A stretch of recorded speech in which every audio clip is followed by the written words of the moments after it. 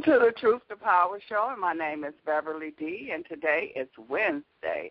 And every Wednesday at 6 p.m. Eastern Standard Time, my co-host I have with me is Ron March from the Ron March Show. And make sure that you have your pencil and paper together because he gives you a whole bunch of information. Ron March, are you there? Yes, ma'am, I am. And how are you today, Beverly? I am great. How are you? I'm very good and ready to roll as soon as you give me the cue. As soon as you give me the cue. Mm-hmm. Now, before we get started, tell them your email, what day you have your classes, and what day you are on the Internet. All right.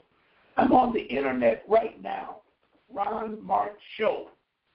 That's all you need. You Google Ron March Show, and the first hit will be my show. And you can see me live right now with Beverly. And Beverly is on her radio blog, and I'm on my Internet. Everything at 6 p.m., I hold classes in Highland Park, a suburb inside of Detroit. And it's from 6 to 8. We stream that class. Today we're on at 6 o'clock to 8 with Beverly. And Saturday I do my regular Ron March Show at 4 o'clock. All on Ron March Show.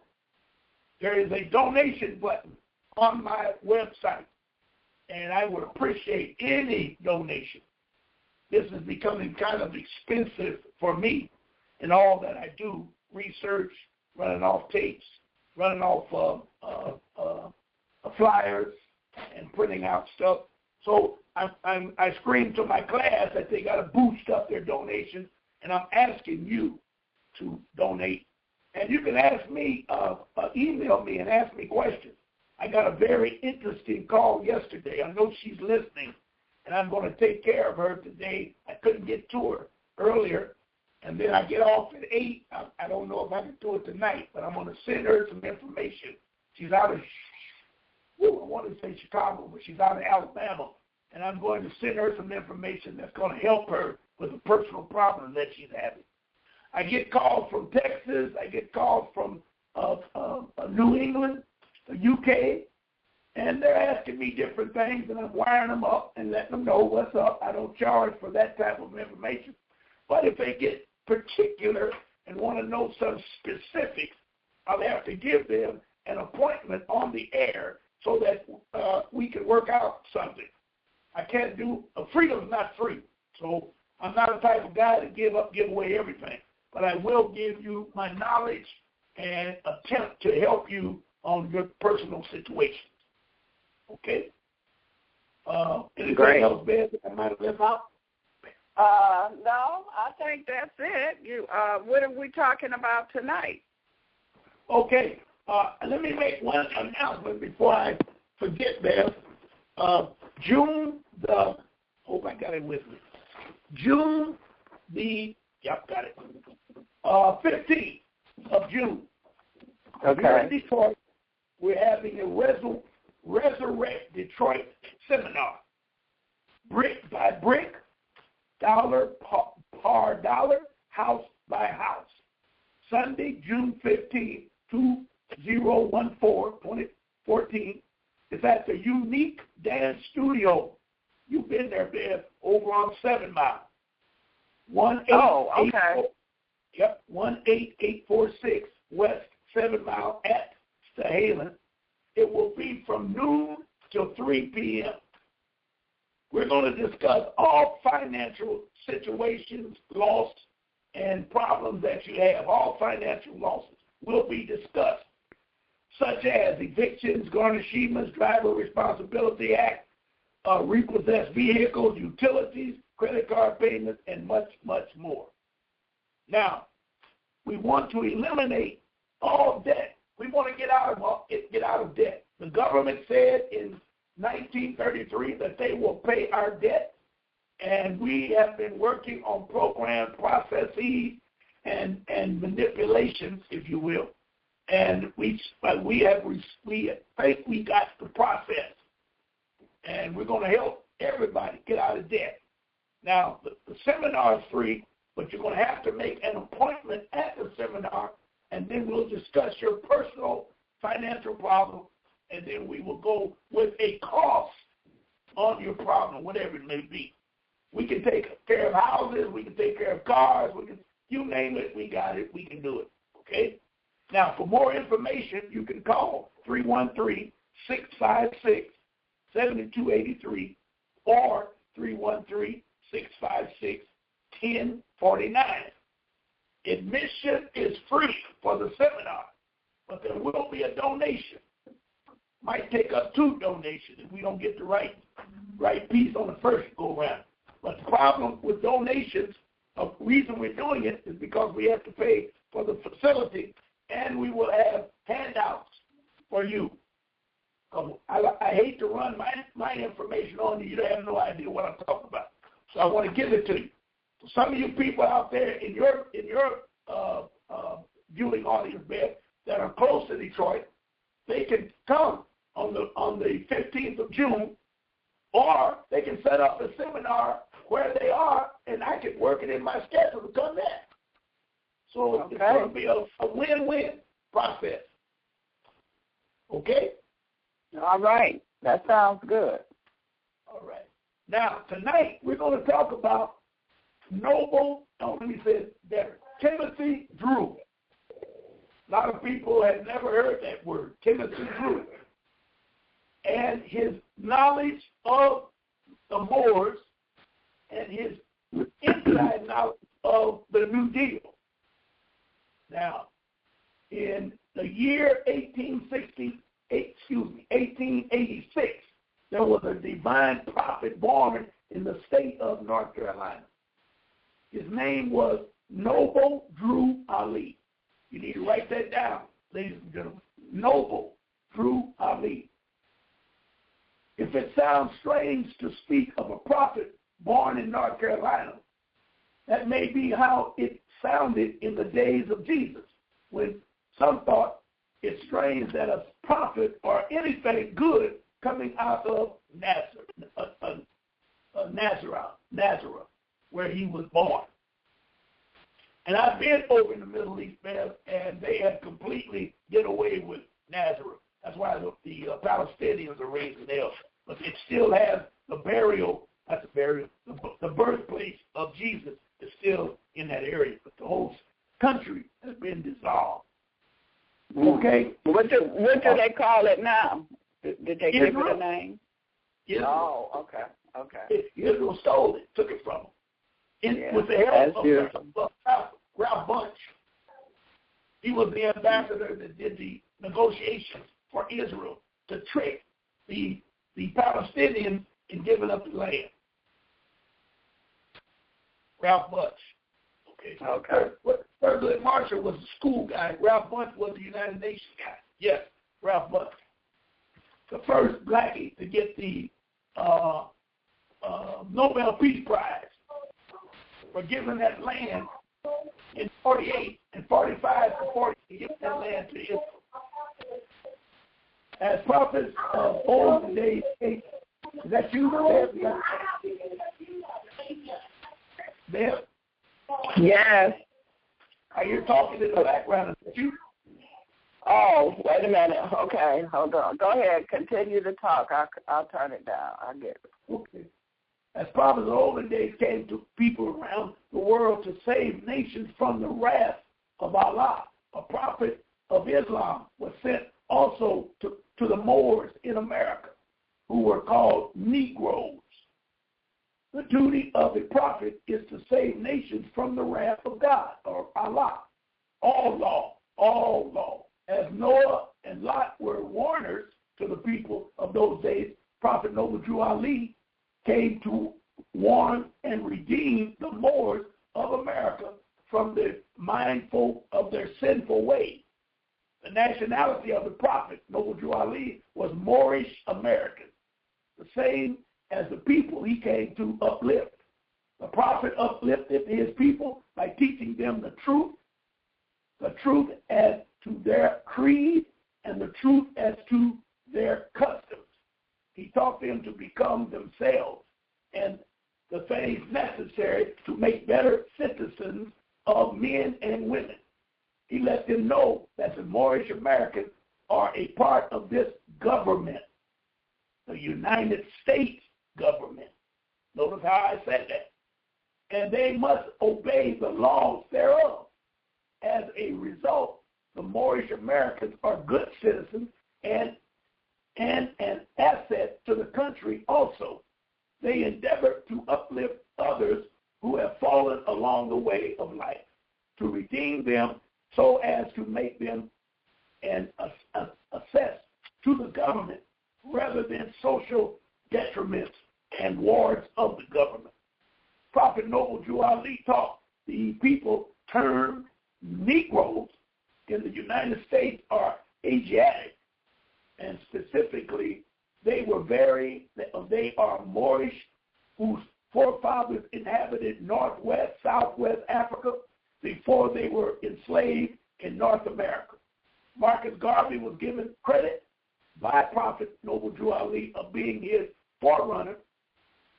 Garvey's teachings about national issues were similar. Garvey started in Philosophy and Opinions of Marcus Garvey. That was the book, Philosophy and Opinions of Marcus Garvey. We will have to build our own government, industry, and culture before the world will stop to consider us. Prophet Noble Drew Ali passed on in death in 1929. This guy there was the forerunner of the so-called American Negro. As we came out of 1865 to 1875, that's when the history of the American people, the culture of the black Americans, not American people, was destroyed and rebuilt. They made the Negro in those 10 years. And they made it a law that we all go to school. Now, I'll ask the audience, and I'll just pass it by you, Beth. Why have we not heard any complaints from European societies about their education system? That's a rarity. You may hear it every now and then that somebody needs to be replaced, such as a board of director or a school board person. But as far as the education is concerned, I have yet to hear any complaint from other than American, I keep calling American blacks, other than the so-called Negroes. No one ever complains about education. So that should tell you something right there, that something is wrong. Also, the so-called Reconstruction that they taught you in school, that they were trying to rebuild America after the Civil War, they were not trying to rebuild America. What they was doing was changing history. Or better yet, they were creating their history.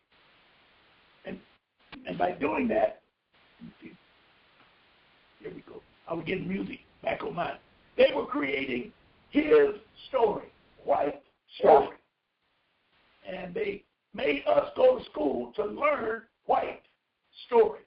So from the year 1865 to 1875, they did a hellfire job in changing all of the history and creating what we know today as the so-called American Negro.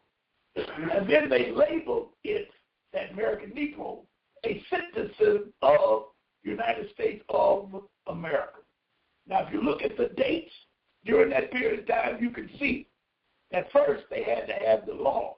So they so-called passed the 14th Amendment, created a federal citizen. That was in 1868. Then they came back in 1871 and incorporated the United States of America. Then they began to build this thing that they call Reconstruction, but I say they built this thing called the Negro Factory from 1865 to 1875 and made it a must that all children, black, go to public schools. You never even read in history where white folk had to go to school. You never saw them going to school back in the 1860s and 1870s. They were all in other areas that never was talked about. All they talk about in history is what they did to black children. It was totally a disgrace. And we got blackies today that still believe. That's what hurts. They still believe and push that propaganda bullcrap on our children and fight if anyone says anything against it, such as this new school program. They call it, what is it called, EAA? You got Negroes in charge of that matter. And I just read the news the other day where a teacher tried to stop two boys from fighting. She couldn't do it. She went and got a broom and went to cracking them on the legs and arms to make them break up. When the fight was over, the school fired the teacher. They were talking about it on the radio, Mildred Gadd's show. They fired the teacher. No. Yeah, it's one of the EAA schools. And it's ran and controlled. There's no union, but it's ran and controlled by black folks.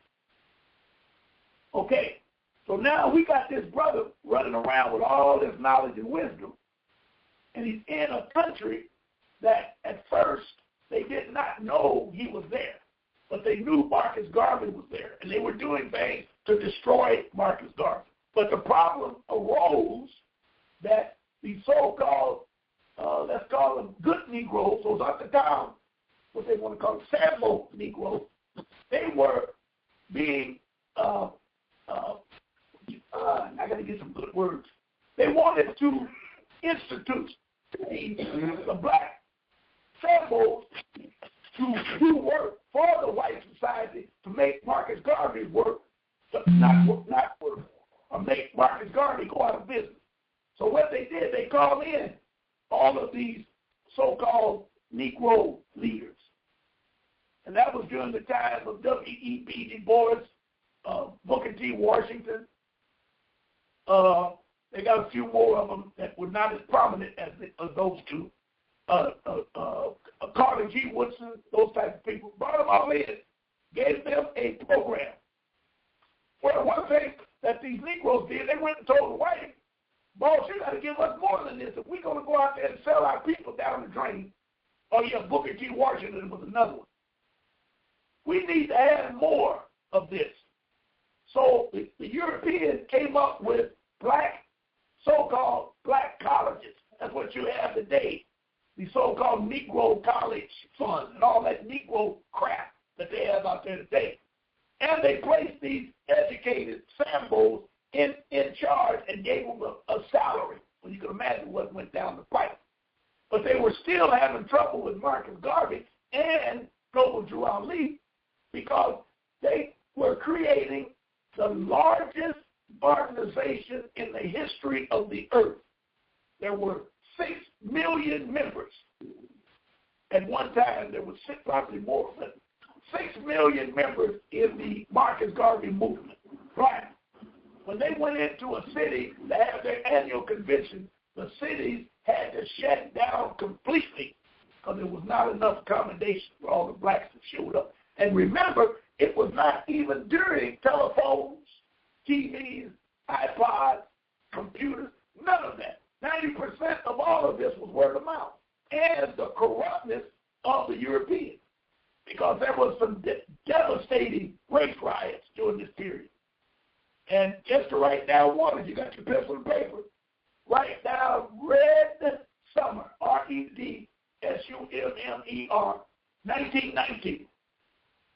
That was the worst year of bloodshed in the history of the United States. They called it the Red Summer.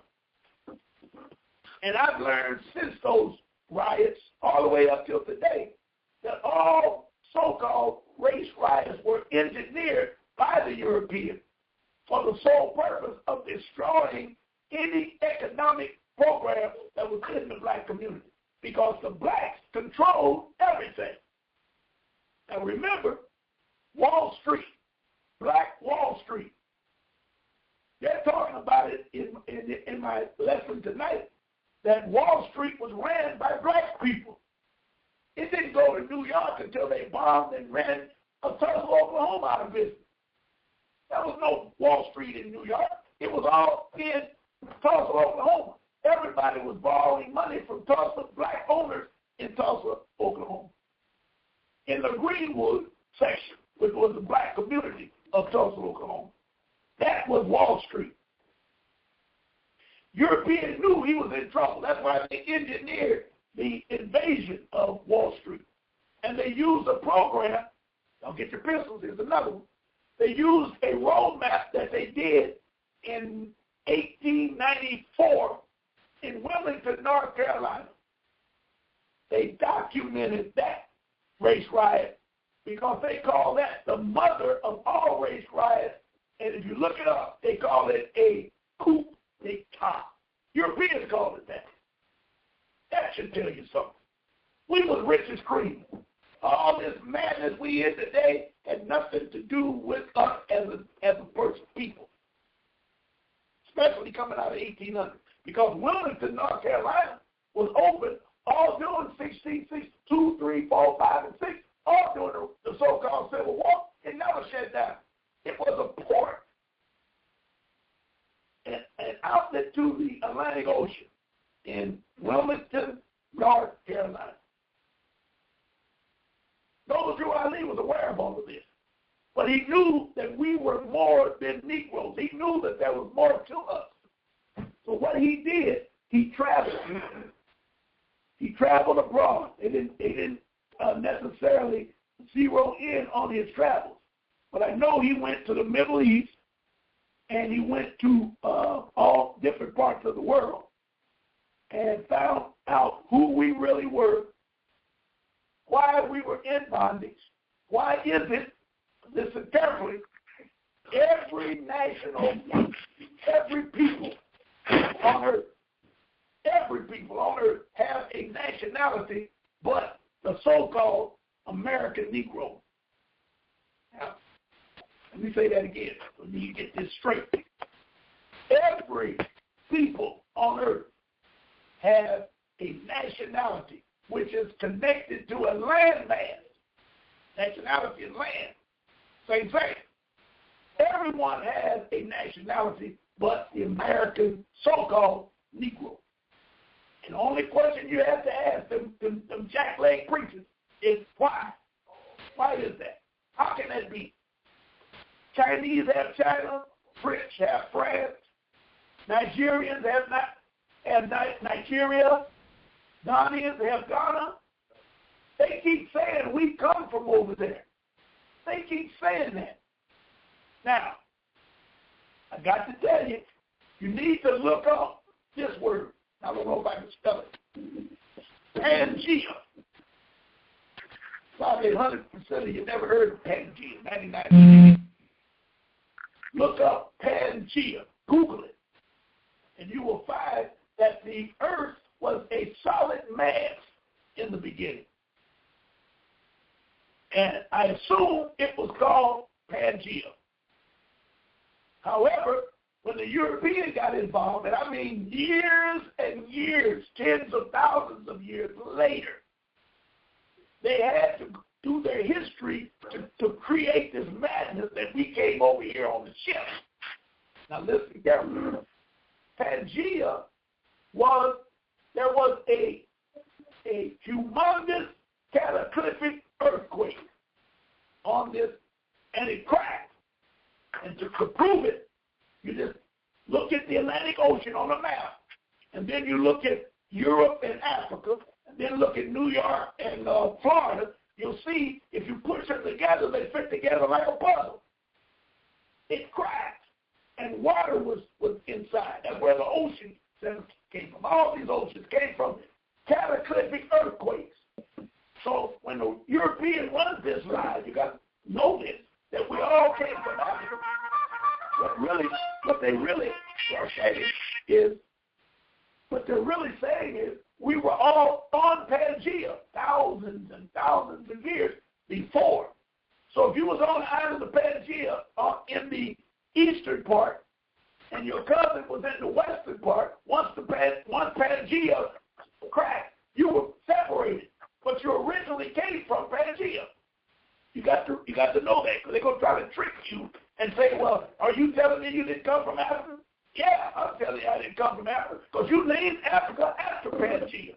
I was never over there.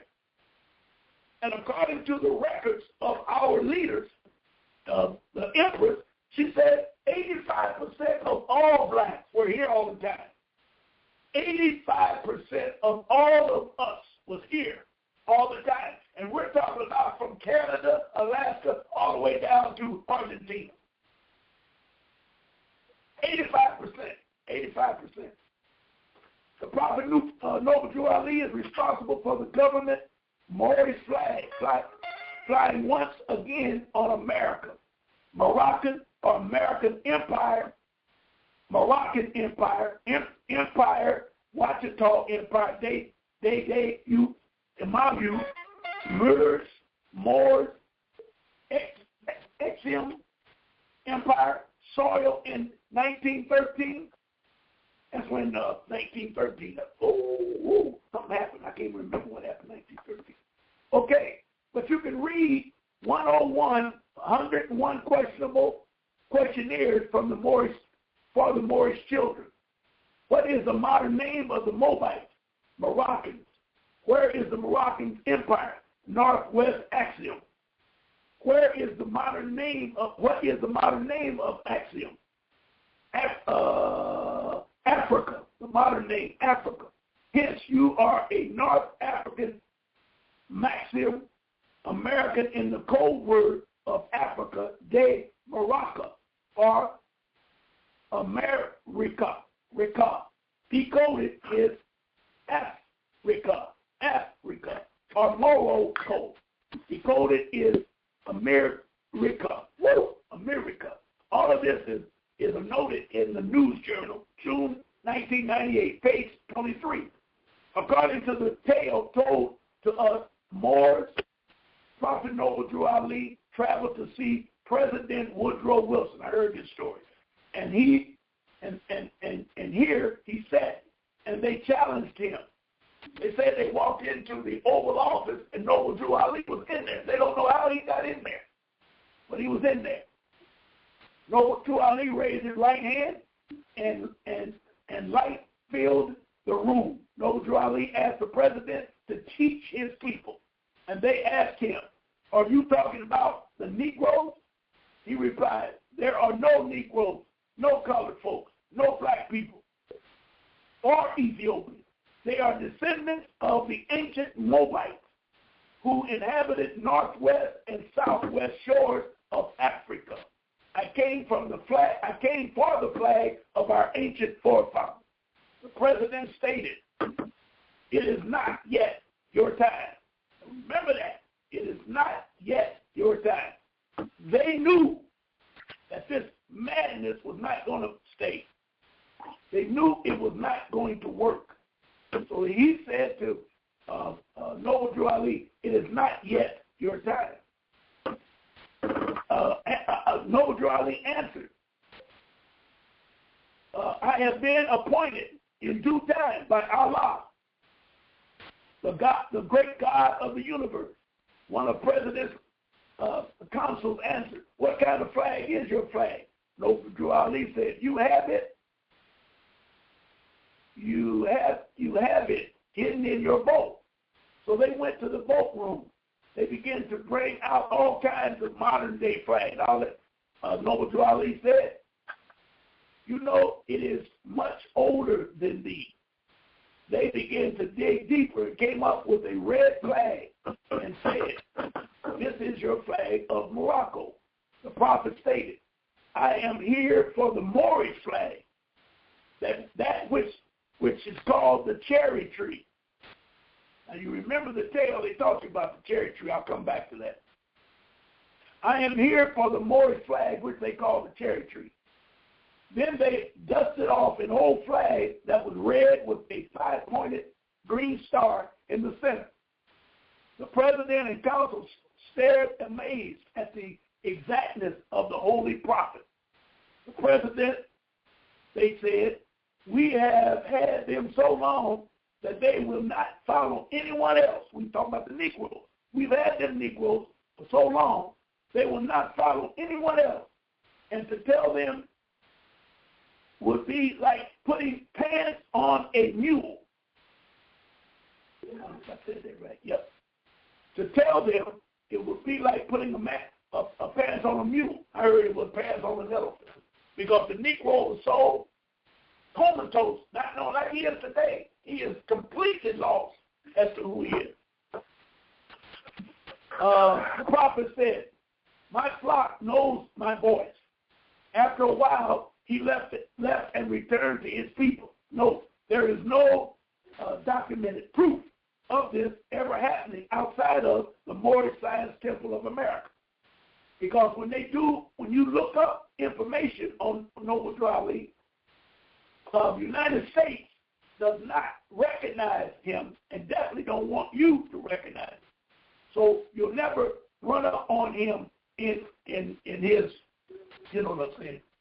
You got to know how to find it. You got to know how to look for it. And then when they say certain things, you got to remember, he has never been a part of the United States of America. That's why I keep stressing that. He came from the United States for America.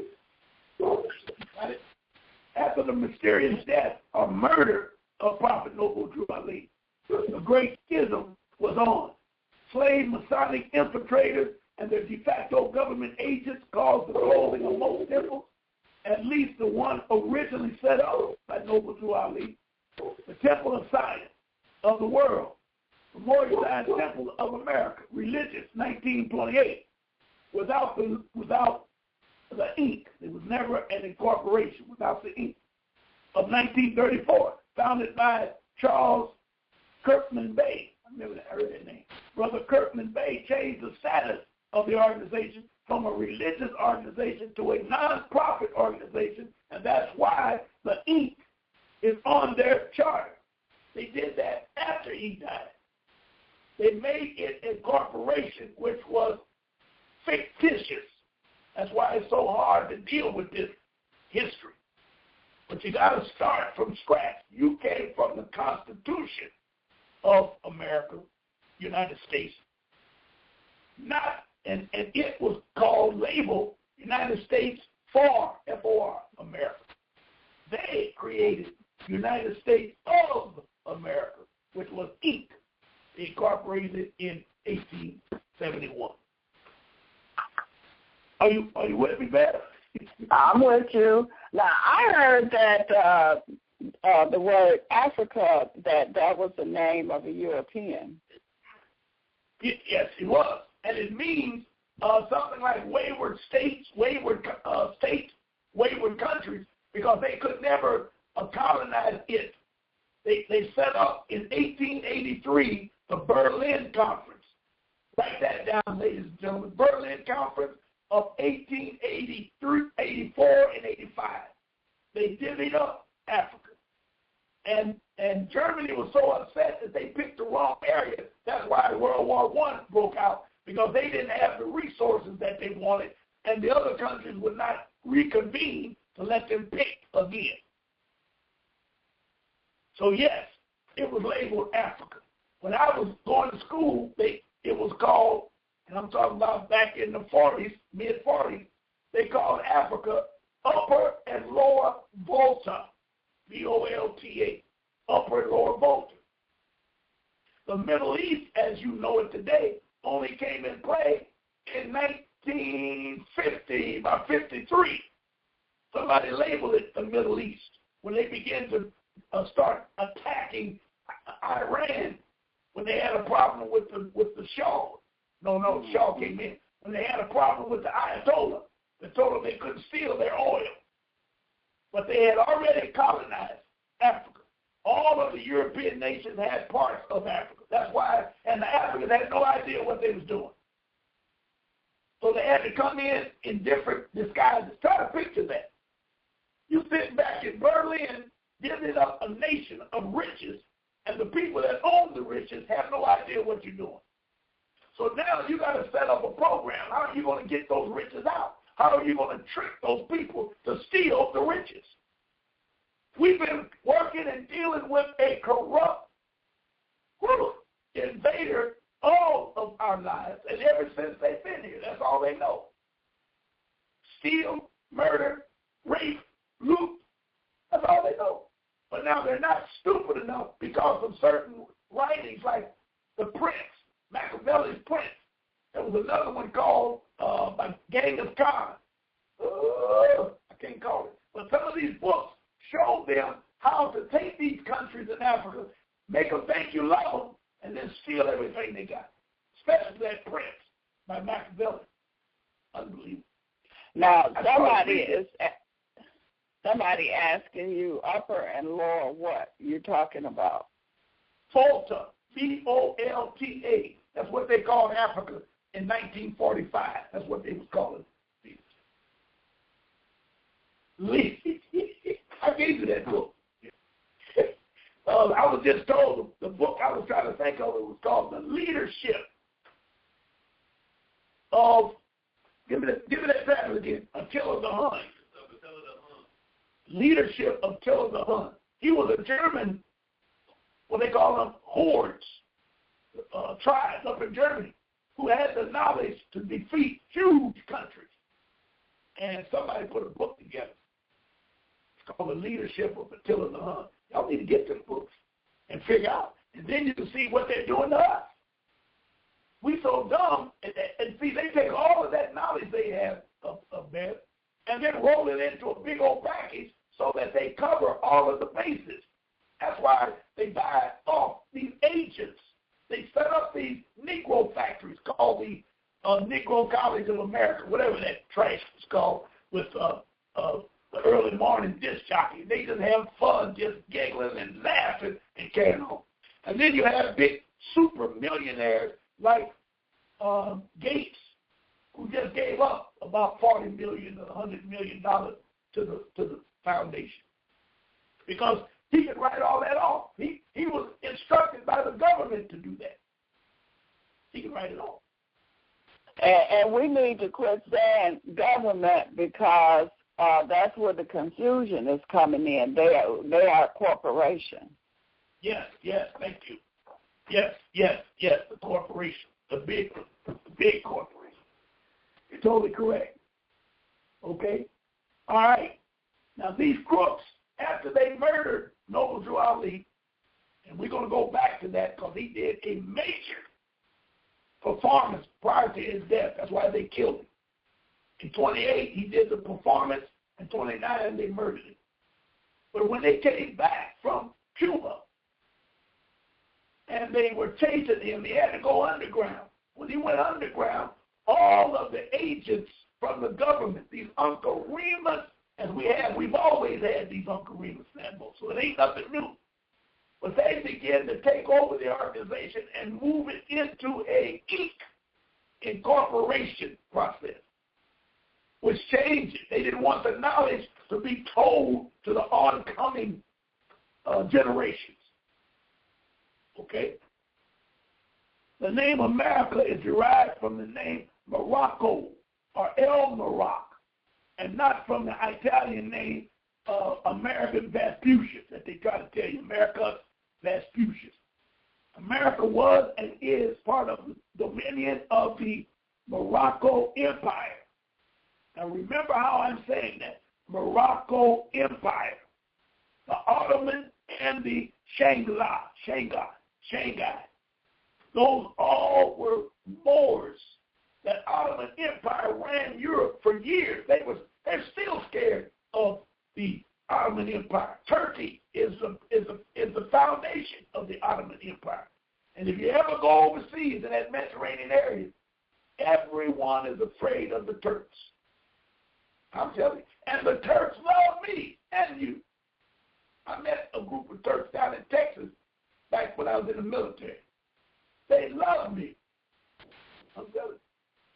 Don't ask me why. I didn't tell me as I am now. But it went on. I remember it. Okay?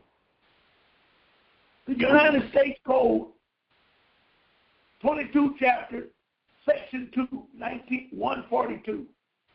Title 22, USC, subsection Oh, yes. Write this down, ladies and gentlemen. Okay. Title 22, USC, subsection 141 to 143. It was repealed. The repeal came in August 1. This is very important. 1956. They repealed sections, same sections, 141 and 143. So you got to go and look at them and read them, and then you'll have to wonder, why did the United States repeal them? Effective on the date which the president determined to be appropriate for the relinquishment of jurisdiction of the United States in Morocco. Jurisdiction of the United States in Morocco was relinquished by memorandum of President Eisenhower dated September 15, 1956.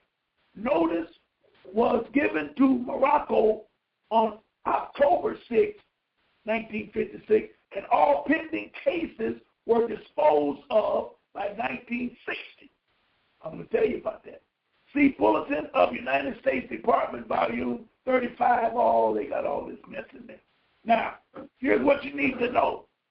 There is a difference between the Moroccan kingdom and the Moroccan Empire. We get confused and say we don't want to be Moors because those are Arabs and they're bombing planes and acting stupid. Well, they did that for a reason.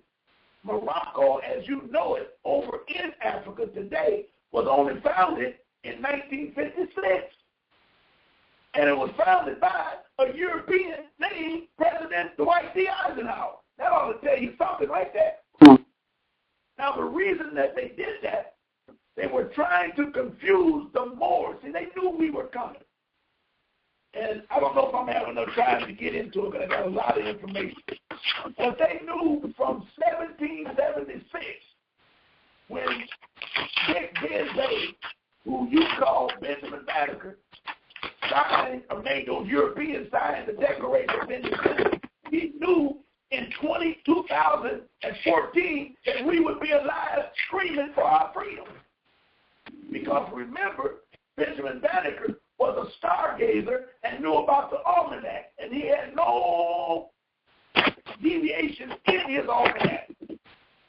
Now, what they did, again, to confuse you, they created this backwoods named Benjamin Franklin. And if you read, Benjamin Franklin did the same thing as Benjamin Banneker. They were the same people. They did all this in that so-called Reconstruction era. So when you bring up Benjamin Banneker and mention the almanac, Europeans and our black children will say, well, Ben Franklin did that. They ain't going to give the black credit. Ben Franklin didn't even exist. Franklin means landowner, and Benjamin is a title. I come from the Ben, just like Ben-Hur. Ben is a title. He comes from the Hur family.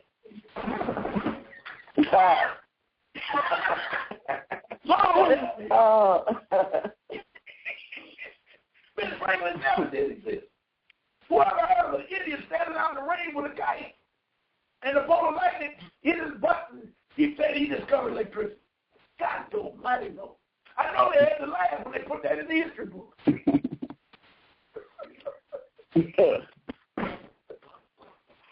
Oh, man. I'm telling you. So Ryan, so we are part of the Moroccan Empire, not the Moroccan Kingdom. Yes. Not the kingdom. See, the kingdom is Moors, but they are Moroccan Moors over there in the Middle East. And most people, when you say I'm a Moor, they turn their nose up. Well, they know what's the name? Homeland Security and label all in Moors and Arabs, Islamic, to throw all that together, are nothing but crooks. They had to do that to keep us confused over here. Just like, I know this is going to get you, just like they had to create Israel and put that European in there and call him Jesus, because it would not be anything of reality if a white man came out of the Middle East. I know. Y'all don't want to go there, but I'm going to leave it alone. But you got to ask that question. Blonde-haired, blue-eyed, pale-skinned European comes out of the Middle East. He's the only one that don't come out of there. So they had to bring those Jews in to make you think there was something going on. And he might have come out of there. And they only went in there as a nation in 1948.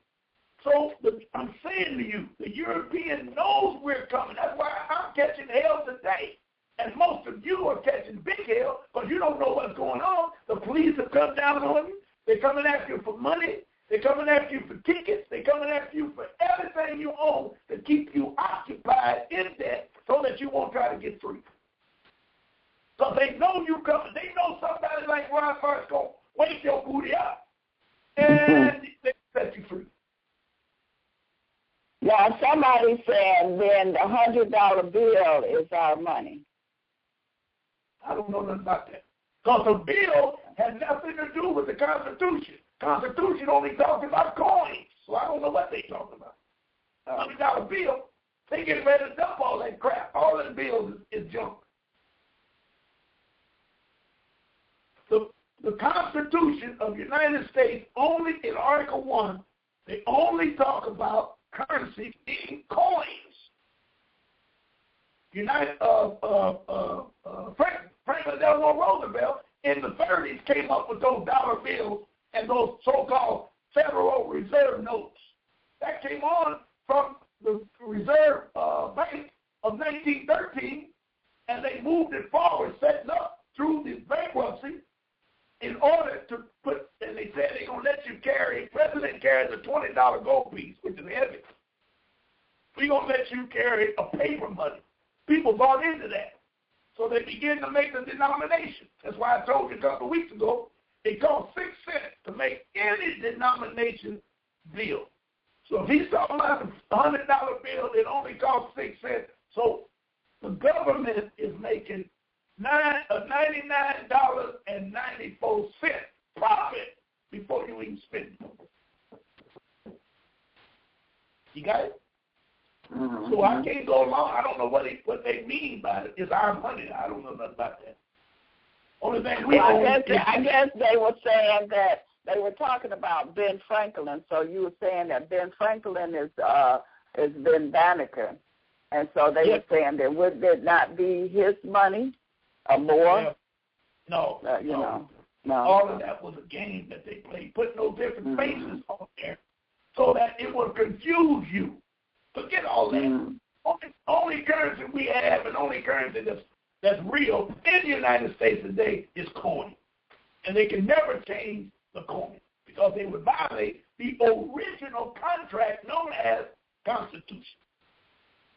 But when Benjamin Banneker, with all his wisdom, he knew when they signed that Declaration of Independence and the Moors from the Moorish Empire gave them the Peace and Friendship Treaty in 1787, and then they turned around and gave them a contract to operate in commerce. Remember that word, in commerce only in the United States. They had to pay us X number of dollars in order to do it.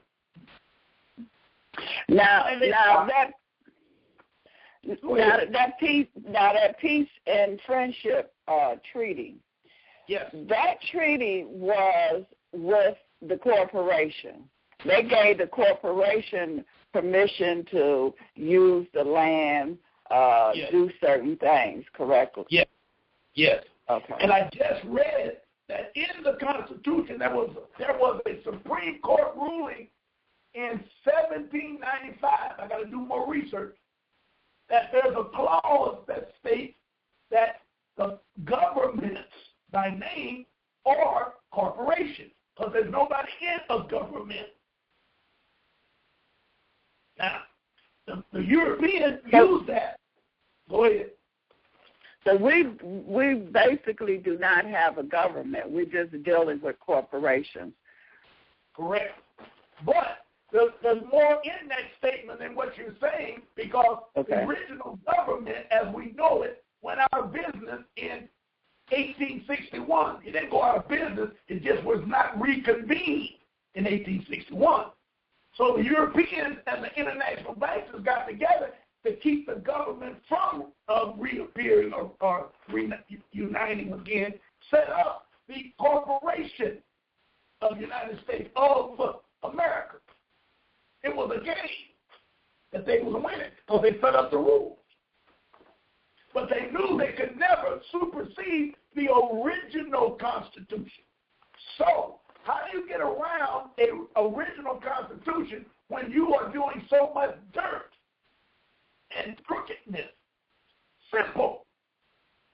Now the original Constitution, you say, was for the European, except for Article 6 that deals with us. Is that true?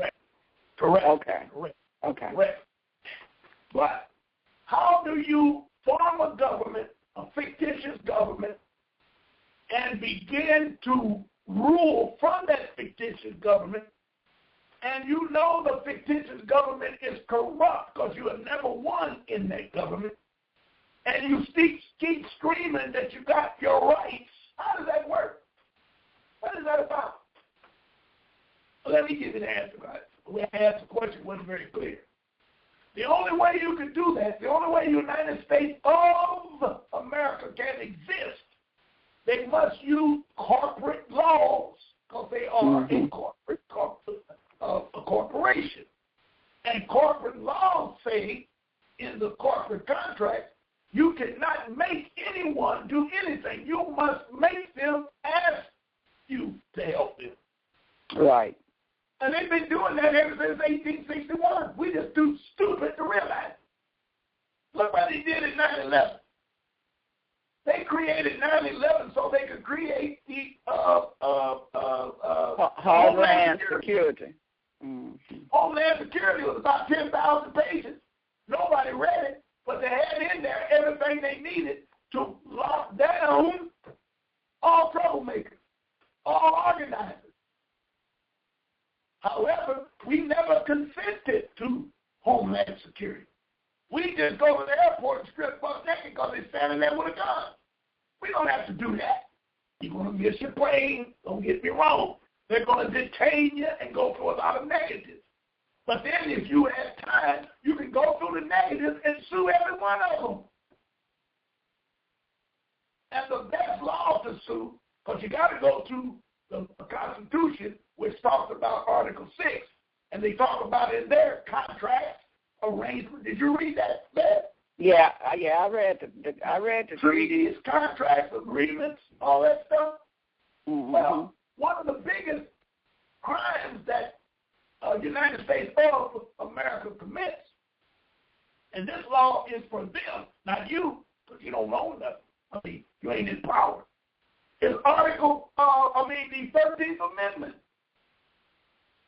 Everything they do to us violates the 13th Amendment. Why, Ron? Because you think the 13th Amendment said you didn't have to pick cotton, which we never did. But you didn't read Section 2 when it said they can never force you into involuntary servitude. Have you ever looked up involuntary servitude? No. What does it mean? Create debt. Illegally creating debt. And putting you into not a peonage situation. P-E-O-N. Look that up. Y'all look it up now. Look up involuntary servitude. Do some research with that. And what it means is they are creating a penal farm out of the black. In Detroit, they have created a penal farm. Violation of all of our rights. And my thing is, why is nobody challenging them? It's a lot of people that listen to the show in Detroit. I mean, this is a good time to come and stand on your square. Yeah, well, Bev, if I was close to you, I'd have to give you an STI smack on the head.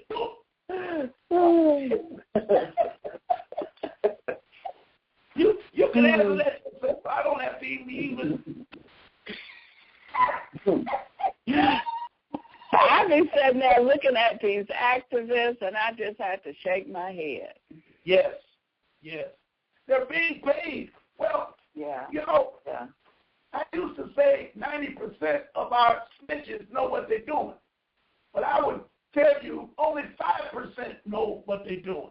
Yeah. Another 95% are idiots that believe in the system and believe that what they're doing through Jesus is the Christian thing to do.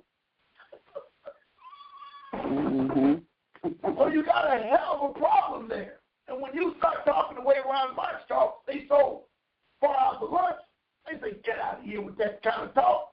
Because you know that white man ain't going to let you do that. I hear that so much, I just look at him. Yeah. Walk away. You know what I mean? But we can also, it happens because they start training us from kindergarten. By the time you get to graduate school, they just really brainwashed you. Yes. And I tell you something else I've learned. I can tell you a Catholic, a black adult that went to a Catholic school, I can almost point it out when I hear him talk. Something like, I'm looking at it, I'm getting ready to call his name, Reverend Justin Sherfield. Right. They all come to Catholic school because they teach them from kindergarten to first or second grade. I don't know what they do. Now, them Catholics are real smart because all Catholic schools and churches sit on a vortex that belong to us. Yeah, well, I can tell you, Ron, I'm one of them products of the Catholic school. I was so lost, I didn't know my head from my toes. Nothing personal, man. Wow. Nothing personal. But they teach them so You're telling the truth. You're telling the truth. They talk so good, but yet they don't do nothing. Yeah. And they trick us, thinking that they're going to be in our favor. We got a lady right here in the city that's on the phone every day. She hates the system down there. They call her the East Side lady. She can just yak it. She's so mad it's pathetic. But when it comes time to do something, she got problems with it. Mm-hmm. I know how to get away from them kind of people. Because all that talking ain't doing no good if they're not doing something with it, Now, she's a very good lady. I don't think she even realized that she's been brainwashed with that. But she was on the video months ago and said that I went to a Catholic school, and I know this. I said, oh, no wonder she She don't know. I was right there where she was at. I ain't know either. So you... I didn't have a clue. All right. Let's get off of it. Okay. Okay. All right, look, it's the top of the hour. I want to find a letter. I thought I had it with me. I think I do. A letter from George Washington. He sent to the Moorish Empire, apologizing. This week, Ron March is talking about Noble Drew Ali, and also continuing to giving us our history, not their story, but our story. Ron March, are you back? Yes, ma'am, I am here. I found the letter that George Washington wrote to Mohammed bin Abdullah, Sultan of Morocco, in the city of New York, December 1, 1789. Now, all of this information, Ben, that I'm laying out, if they got their pencil and paper, they can go pull it up. But I ain't going to come in here and run some left-handed malarkey, and not know what I'm talking about or where I got it from. And it all makes sense to me. That's something else that you may want to try to understand. Because once you start getting into this thing and your noggin opens up, or that third eye opens up, things begin to come and you'll get the answer. Because your head is on target, their head is on target. So sent, did you get an email from me today, Ben? The one that said Noble Jew Ali. Yeah, but I sent one on the Okay, I haven't checked my email yet. It might be there. Okay. But I got this one that I'm looking at. There's so much in it. So let me switch over. Now, if you get any phone calls, let me know. But let's switch over. Let me read this. Okay? All right. All right. Since the date of the letter which the late Congress, by their president, try to put this in your head. You had the Continental Congress with the president, which was black. His name was shucks. Can't think of it right now. You got this one blank.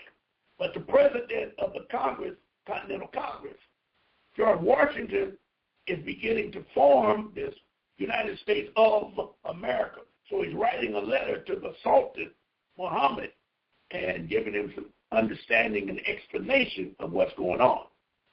So, since the date of the letter which the late Congress, by their president, addressed to your imperial majesty, the United States of America have thought proper to change their government and institute a new one agreeable to the Constitution, of which I have the honor herewith to enclose a copy. Now, did you get that, man? This is George Washington. Okay, and to the Sultan of the entire Moorish Empire. He sent a letter to him. And he's telling him that the Continental Congress and their president, he didn't like their government, so he's going to form a new government agreeable to the Constitution, of which I have the honor hereto to enclose a copy. So he sent the Sultan a copy of what he tried to do. The time necessarily employed in the arduous task or this huge task and the disarrangements occasioned by so great through peaceful revolution will apologize and account for your majesty not having received those regular advised marks of attention from the United States, which the friendship, magnanimity of your conduct toward them awarded reason to expect. He's saying that the money is not ready to be sent to pay off the Sultan for letting them come on the land. It's some heavy stuff. And this, you look it up, it'll lay it on you just like I'm reading. The United States, having unanimously appointed me to supreme executive authority of this nation, Your Majesty's letter of August 17, 1788, which is a reason of the dissolution of the late government, Continental Congress, remain unanswered, has been delivered to me. I have also received the letters which your imperial majesty has been so kind as to write in favor of the United States to Bashaws of Tunis and Tripoli, and I present to you the sincere acknowledgement and thanks of the United States for the important mark of your friendship for them.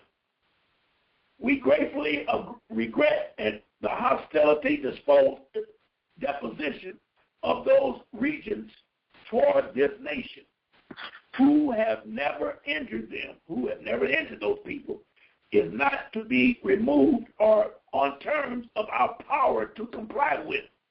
In other words, if the Moors were looking for them to pay restitution, and they were fighting to pay the restitution. But then anybody can read this and try to work with it. Within our territories, there are no mines, rather, or gold or silver, and this young nation, just recovering from the waste of dissolution of a long war, of the Revolutionary War, have not as yet had time to acquire riches by agriculture and commerce. Now remember, the Constitution was only set up to give them agriculture rights and commerce rights only. But our soil is bountiful and our people industrious, and we have reason to flatter ourselves that we shall gradually become useful to our friends. The encouragement which your majesty has been pleased generously, I'm messing up, to give our commerce with your dominions and punctualities which you have caused a treaty with us to be observed, and the just and generous measures taken in the cast of Captain Proctor make a deep impression on the United States and confirm their respect for and attachment to your imperial majesty. Sounds like he's punking out. We got one more page. Mm-hmm. It gives me a great pleasure to have the opportunity of assuring your majesty that while I remain at the head of this nation, I shall not cease to promote every measure that may conduce to the friendship and harmony which so happily subsist between our empire and them. Them. Remember that word, them. He's talking about us, you and me. We gave them the Constitution. Them, that's us. The emperor is our emperor, not his, our emperor. Or not emperor, but our sultan. We go back with that them. Okay? I shall not cease to promote every measure that may conduce to the friendship and harmony which so happily subsist between our empire and them, and shall esteem myself happy in every occasion of convincing your majesty of the high sense, parentheses, which in common with the whole nation, I entertain the magnanimity, wisdom, and benevolence of your majesty. May the Almighty bless your imperial majesty, our great and magnificent friend, with his constant guidance and protection. Signed, George Washington. So when we Google that, we just Google the letter George Washington to the Continental Congress? No, Google George Washington to the Sultan of Morocco. Oh, okay. Yep. We have a lot of information, but I want to go back to Noble Ali and talk about 1928. And give me a second to bring up the Beverly. I got so much info. I'm telling you, this is something else. I hope I can stop. Okay.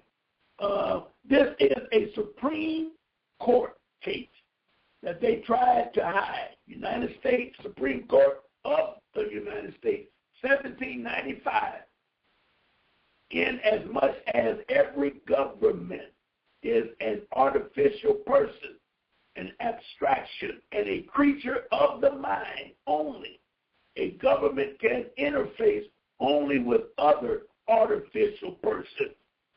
The imaginary, having neither actuality nor substance, is foreclosed from creating and attaining parity with the tangible. Remember, I called it Casper the Ghost. The legal manifestation of this is that no government, as well as any law, agency, aspect, court, etc., can concern itself with anything other than corporate artificial persons and the contracts between them. Now, my point to you is they use this clause. It came from a Supreme Court ruling of 1795 and created all caps, Beverly D. All caps, Ron March, because it says clearly the legal manifestation of this is this is that no government, the legal manifestation of this, that no government, comma, as well as any law, agency, aspect, court, etc., can concern itself with anything other than corporate artificial persons and the contract between them. And here's the, if you look it up, you got it. You want to write this down there, capital S period, C period, R period, 1795, comma, Penhallow, Penhallow,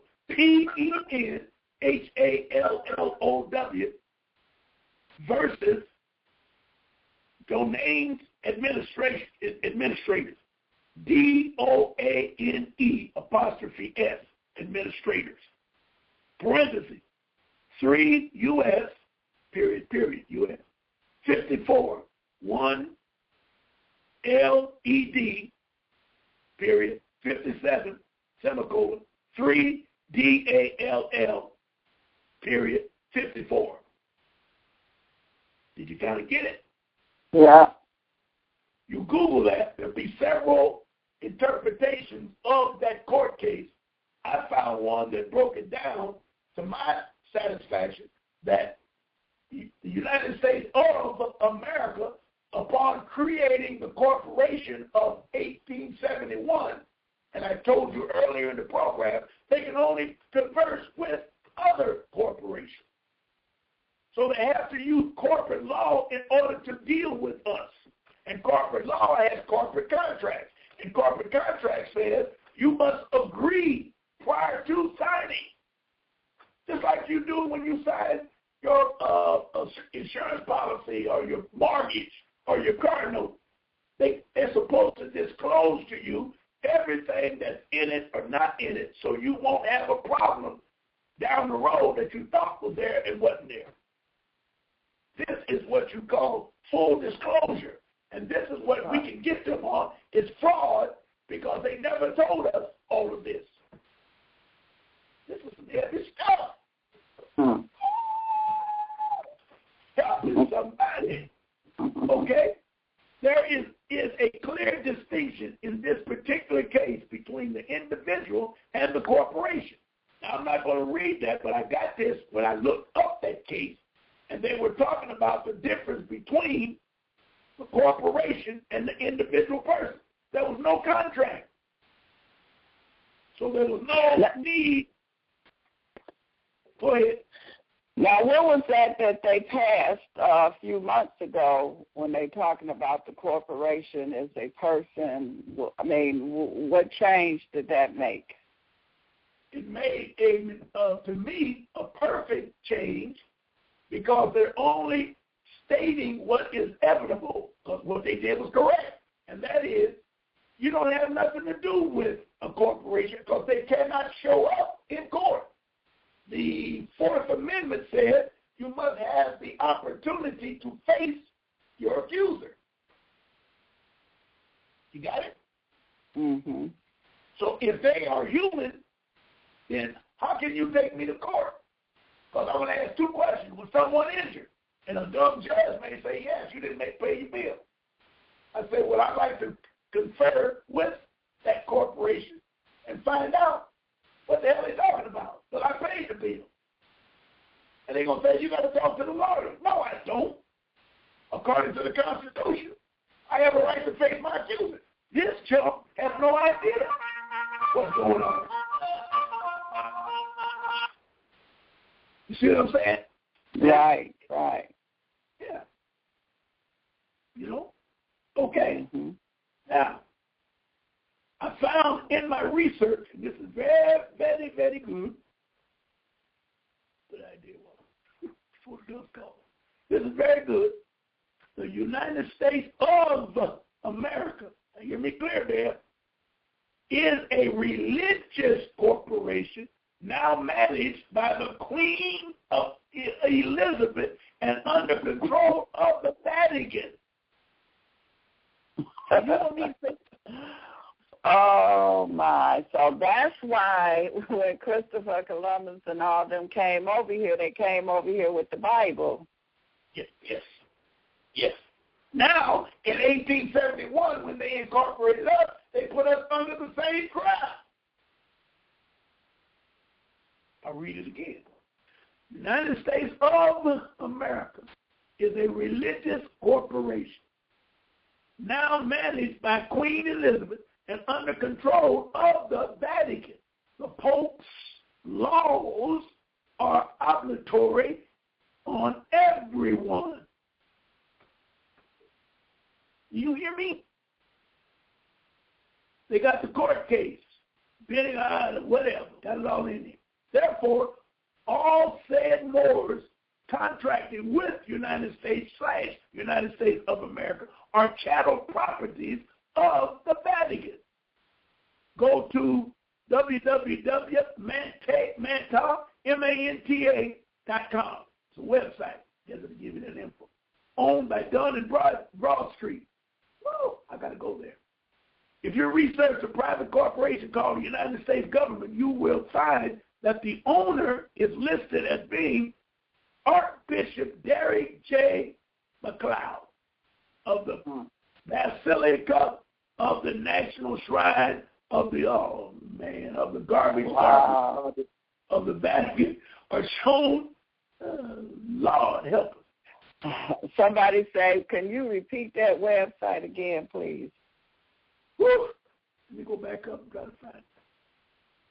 www.manta.com. Okay. You'll see, go to the website owned by Dun and Bradstreet. If you research the private corporation called United States Government, that government, United States is in all caps and then government, you will find that the owner is listed as being Archbishop Derek J. McLeod. Wow, this gets so no wonder the Pope was able to to cancel all the debt. Oh my! You catch it all, baby. You.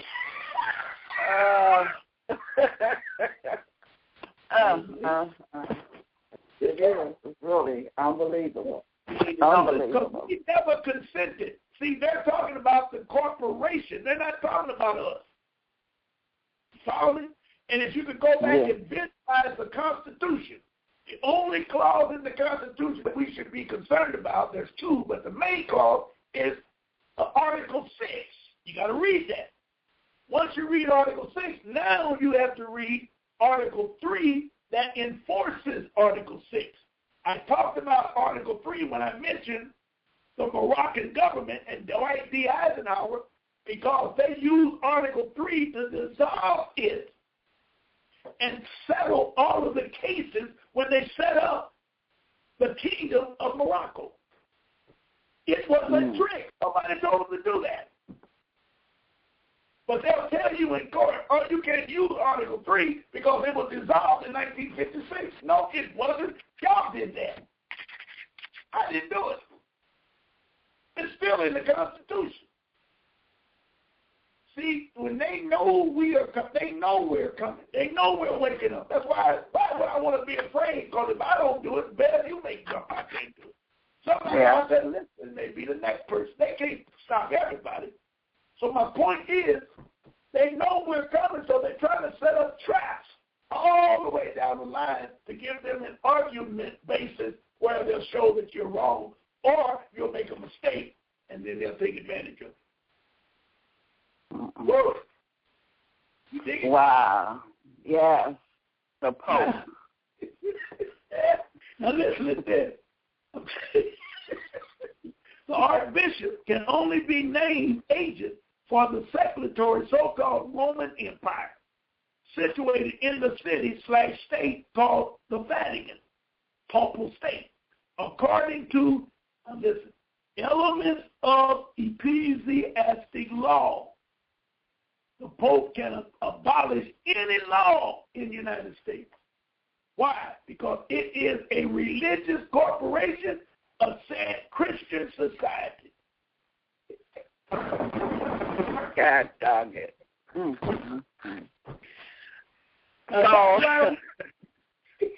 So all these courts and Supreme Courts and all this crap. BS. Our only court is the third Article 3 court. Everything set up is a corporation for them. That's why we can't win. That's why I keep listening to all these idiots calling in. So we got our rights. We gonna go to court. We got no, you don't. You gotta know what you're doing. That was some heavy stuff you just gave. That was some heavy information you just gave us, Ron. I'm telling you, this is stuff, and I just picked it up today as I prepared, but I haven't had a chance to research it. But what I do, I throw all this heavy stuff into my favorites, so I can go back to it.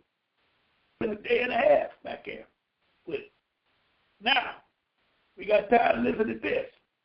In 1928, the Pan American Conference was held in Havana, Cuba. That's why the United States today don't like Cuba.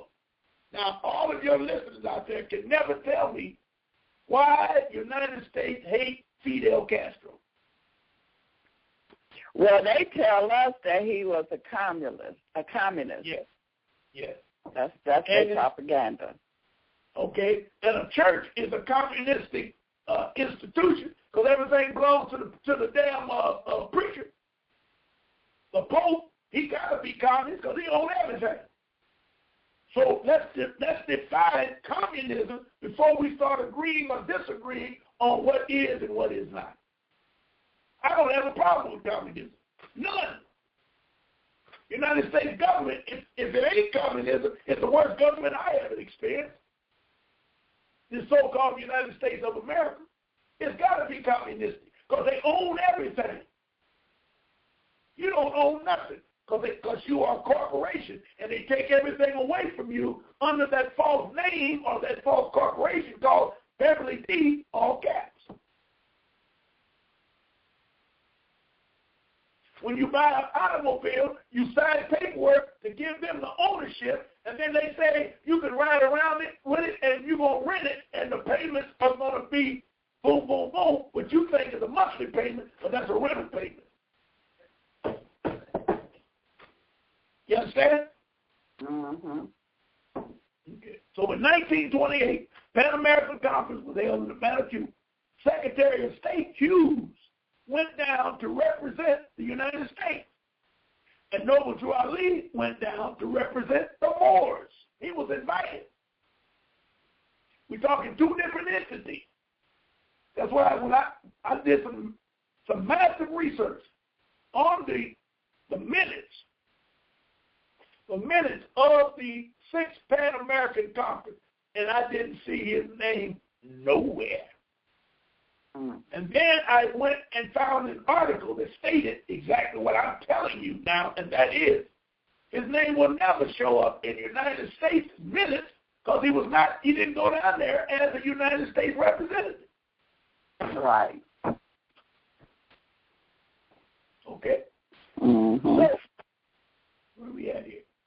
He went down to represent the Moors. At that conference, the mandate for the landmass of Greater Amaxium, North, Central, and South, Central Amaxium, misnomered as North, Central, and South America, was returned to the Moors. Noble Drew Ali knew what this meant and what the ramifications of this was and is.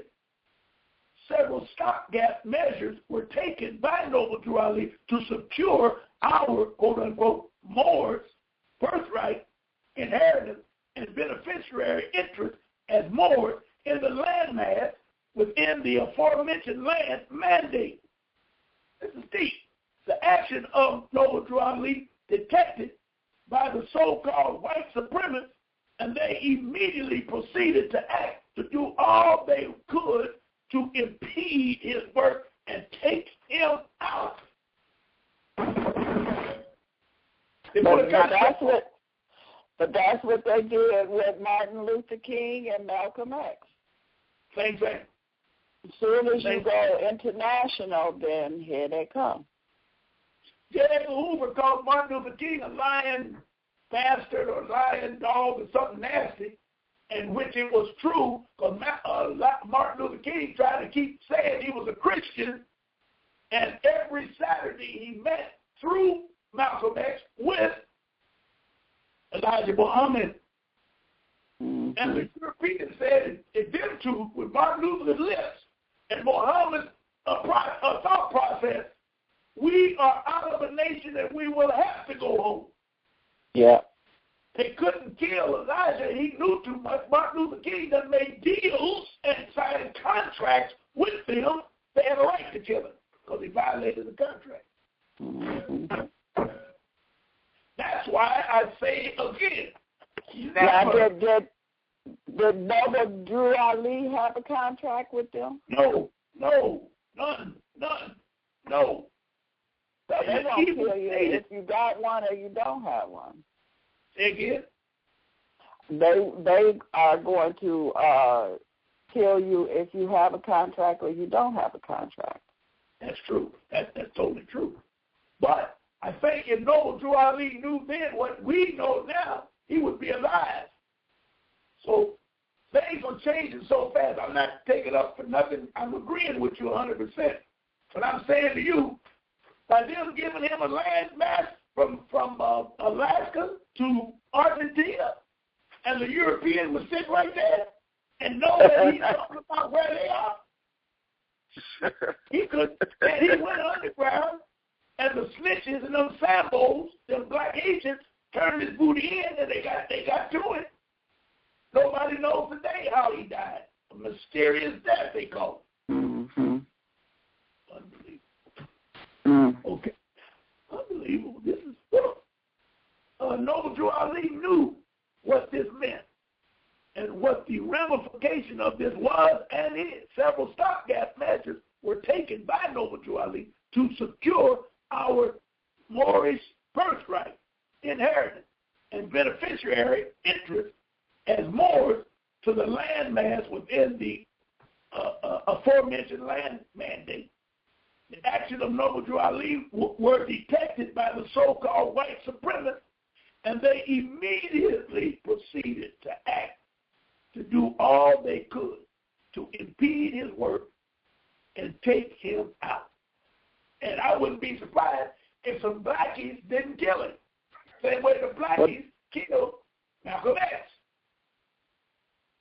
See what I'm saying? Yeah, well, that's how they do it. Yeah.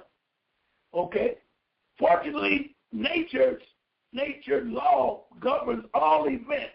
Thus, by the time the oppressor made his move on Noble Drew Ali had already put things in motion.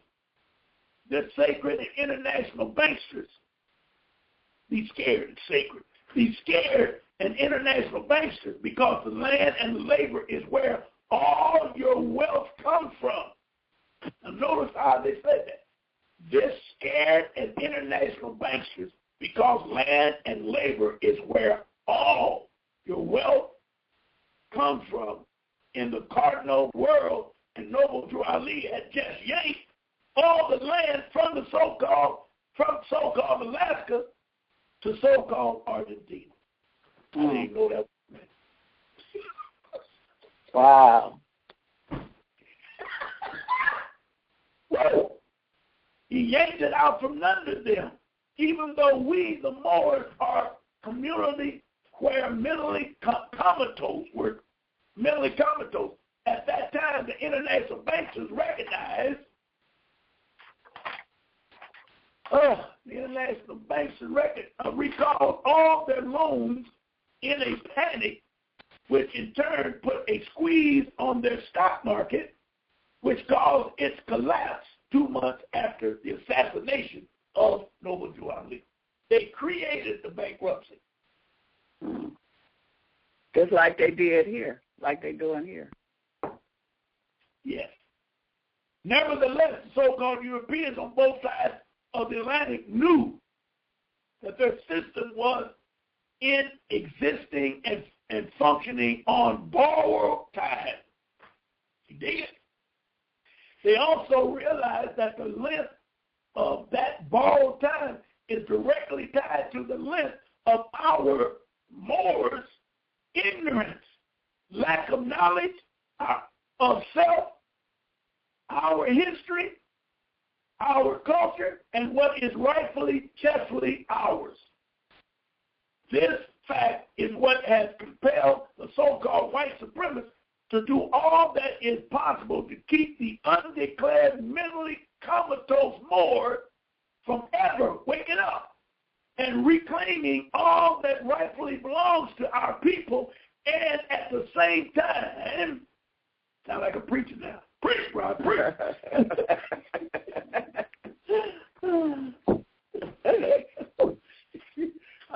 And at the same time, keep the rank and file, unsuspectingly so-called Europeans from finding out what is really going on. See, they had a twofold problem. And I hate to say this. Oh, I got to say it. All Europeans, let me say it a better way. All blacks come from God, all Europeans come from the devil. We all strive to meet on a happy hunting ground right in the middle, which makes us all righteous people with our Creator. That just came to me, and that was kind of smooth.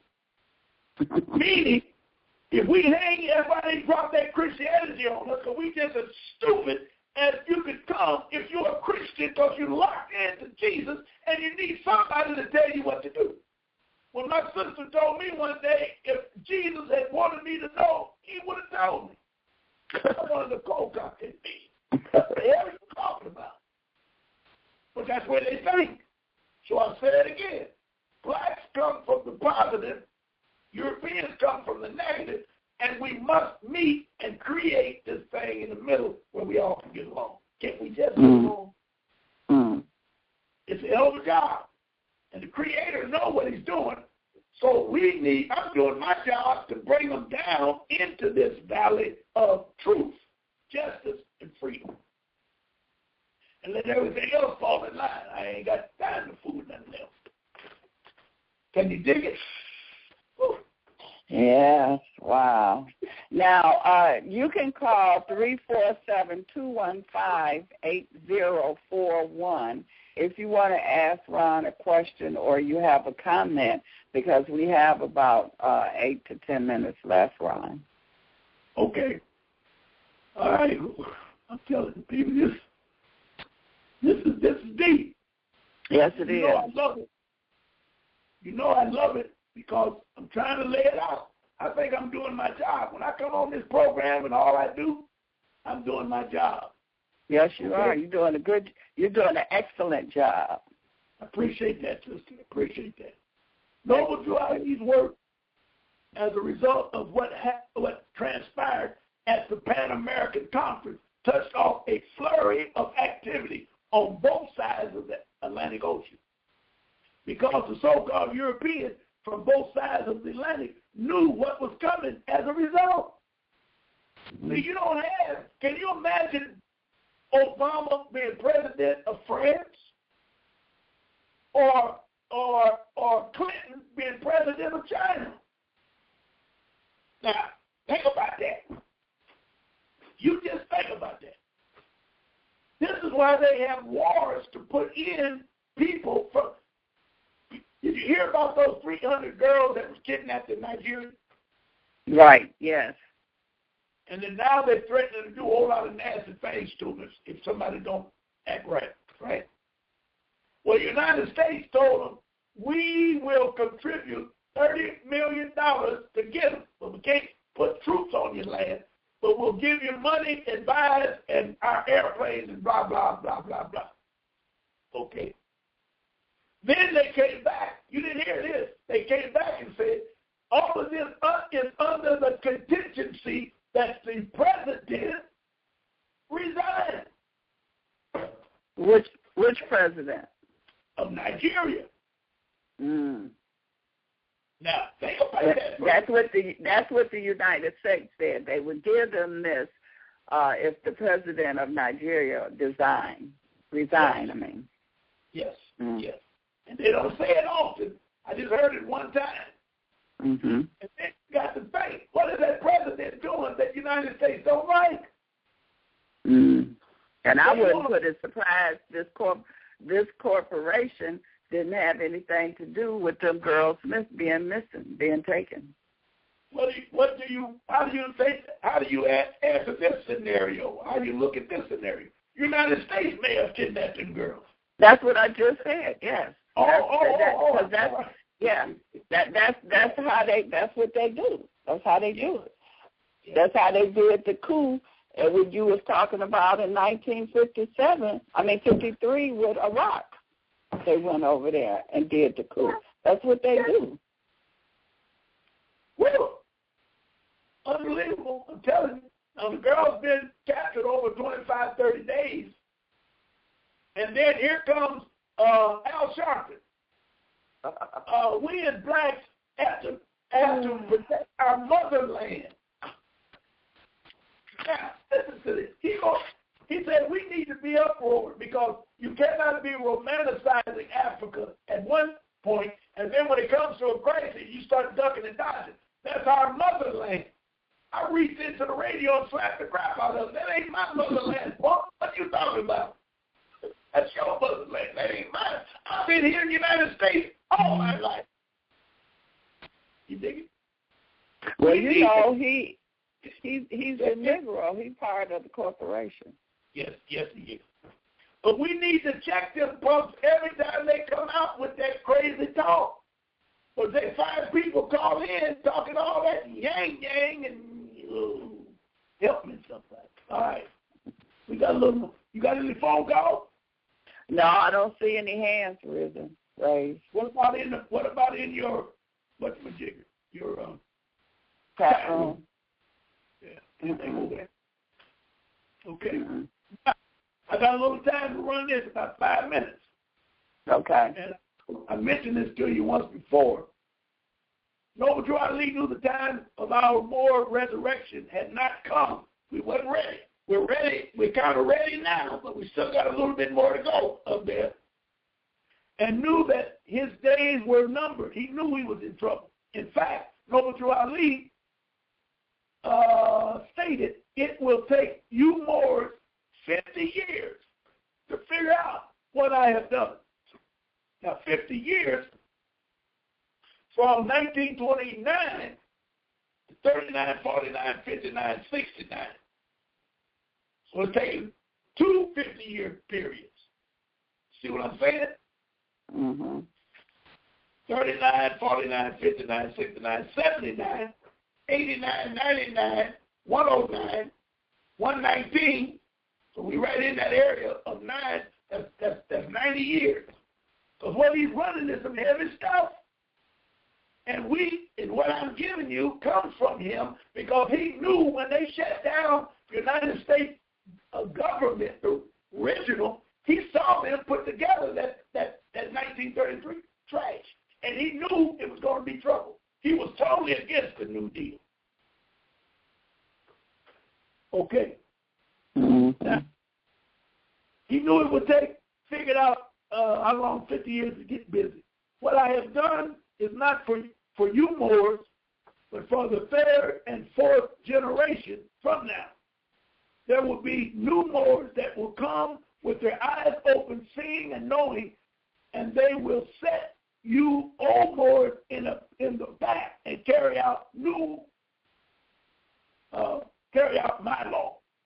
The so-called Europeans, horrified at the potential of our people rising 71 years ago, yet Noble Drew knew our minds were not ready then.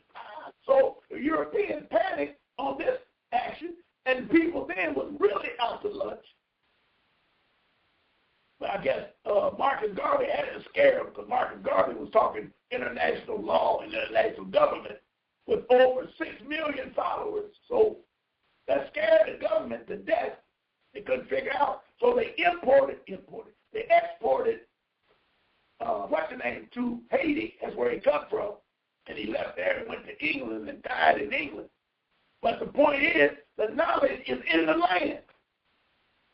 And when you look at Catholic churches, for example, they sit on the vortex of our knowledge. There are mounds in Detroit where knowledge is there. You stand on that mound, you'll feel some superior knowledge coming to you. I know a couple of them, and we got some ladies that know where a lot of them are. One is supposed to be out in Rouge Park, and I saw the one at Fort Wayne Army Base down there on Jefferson, a mound.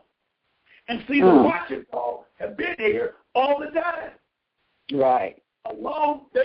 They were the descendants of the Olmec. Olmec got a history of 20, 30, 40, 50 years, and they live in the Great Lake area. So what the hell are they talking about? We come over here on the ship. They even talk about copper people. I got a book at home that called Detroit Yesterday. And they talk about copper people. They were in Saginaw 4,000 years ago, man. And they had nerve to talk to copper people. They found, because they had copper and they was building, stuff with copper. They found all that up there in Saginaw. So, help me somebody. Okay? Let me finish up here. I got another little bit. There will be new Moors who will come, so-called European, boom, boom, boom. Nevertheless, the so-called United States, Great Britain, France, Germany, Italy, Spain, and Portugal convened in Geneva. When they realized they was in trouble there, they had a convention in Geneva, Switzerland. They did it for 5 consecutive years, from 1928 to 1932, to set up what would be the policy of all of the participating countries, Europeans. These 5 years of meetings became known as the Geneva Convention. I know you heard of that, Bill. Yes. These 5-year meetings became known as the Geneva Convention. In 1930, the so-called United States, Great Britain, France, Germany, Italy, Spain, and Portugal all declared bankruptcy in the attempt to obtain the minutes of the 1930 Geneva Convention are futile because they published the volume of minutes for every year of the Geneva Convention, including 1930, but refused to make the 1930 minutes available to the public because they contain evidence of the bankruptcy. So that's what it's supposed to say. Of the bankruptcy. Going into 1932, the aforementioned states stopped meeting in Geneva. In 1932, Franklin Delano Roosevelt became the United States president. His job was to put into place an administrator to bankruptcy of the bankruptcy that the United States had declared 2 years earlier and hide the bankruptcy from the unsuspecting public by establishing a reorganization plan, the New Deal. Administrative state for functions under the color of the United States of America, and the United States of America, along with the United States Constitution, became defunct from that point, of that moment on, and all that remained was the insolvent, bankrupt for public corporation known as United States / all cap United States / codified and documented in Title 26 of the Code of Federal Regulations. And they got names, all of them. Operating democratically, military venue under martial law. Good God. That's what my brother talking about. I got to highlight that. Once they declared bankruptcy, they put United States of America under martial law, known as the War Powers Act and the Uniform Commercial Code, Hebrew Commercial Law. And operating under a write this down there, democratic military venue. Democratic military venue. Look that up. We've been under that ever since 1933. Every one of your listeners and viewers were born into what they call it, War Powers Act. They can do anything they want to do. If you are a citizen of the United States of America. Well, this has been a hell of a ride. Yes, it is. Yes, it is. Now, somebody asked in the chat room, for those that for those that is new to this information, what is the first step they should do? They should email me and let me know they don't know nothing. And I'll send them what I think they need. Or email me and tell me what they do know, and I'll send them what they need. And what's your email again? Ron Mark Show at yahoo.com. Okay. Okay, Ron, we I'll be announcing the seminar every week going into June, so we get everybody out. Again, I'll say, all of you individuals out there that we're going to streamline, live stream. We're going to live stream the seminar, so you take a look at it on June 15th, and you may want us to come to your town and bring the information. Okay, so that's going to be June the 15th from noon to 3 p.m., correct? Correct. At the Unique Dance Studio, 18846 West 7 Mile. But I'll be announcing it every week. And what's the number? What's the number if they want more information?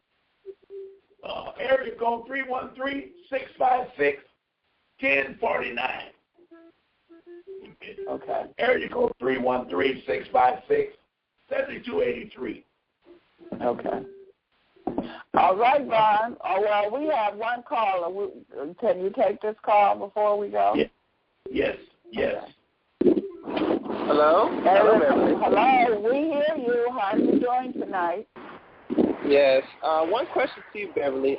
You did a show particularly that was important. Do you still have that on your page? A show on what?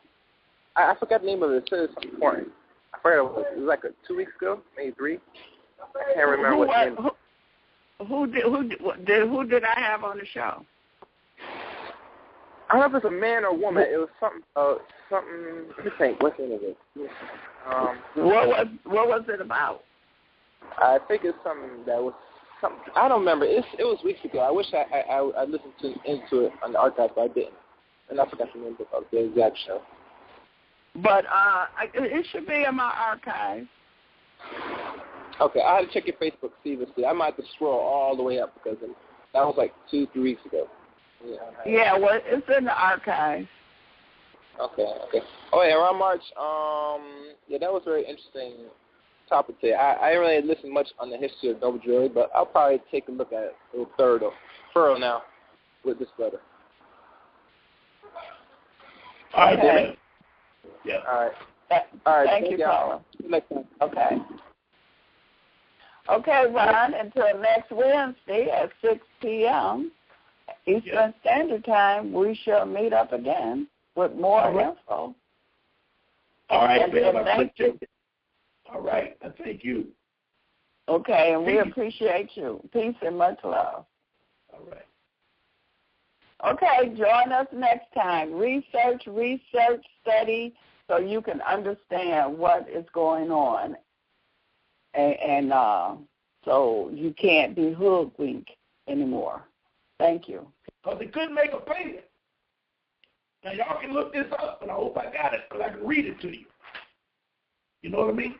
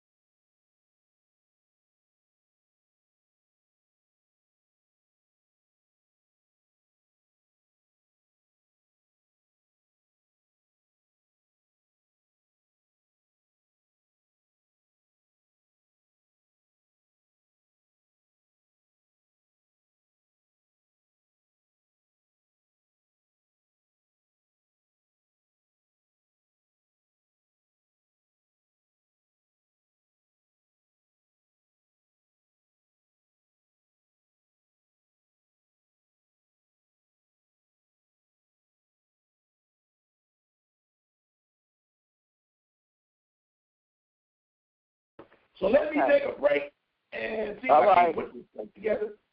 And we'll be back in 10.